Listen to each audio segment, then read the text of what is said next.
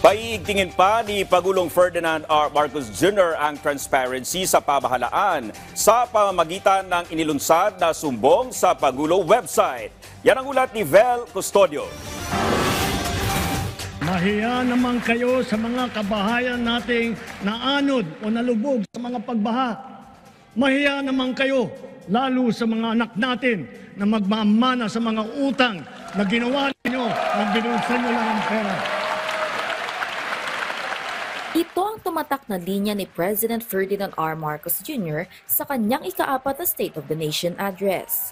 Tila napundin na ang Pangulo dahil sa sunod-sunod na pagbaha sa kabila ng higit 540 billion pesos sa pondo sa flood control projects. Una nang sinabi ng Pangulo na hahabulin niya ang sinumang sangkot sa pagnanakaw sa pondo ng proyekto.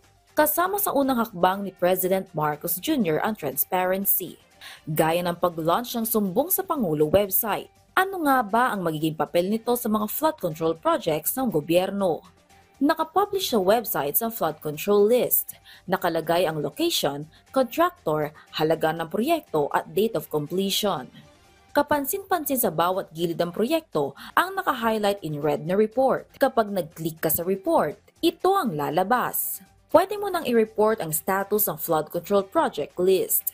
May disclaimer naman na iimbestigahan ang inyong sumbong bago mapanagot ang mga nasa likod ng palyadong project. Mas minadali rin ang paghahanap ng mga proyekto dahil may search button ng sumbong sa pangulo.ph.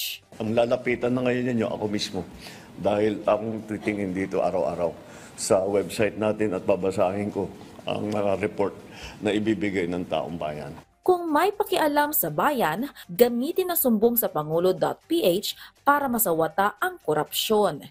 Vel Custodio para sa Pambansang TV sa Bagong Pilipinas.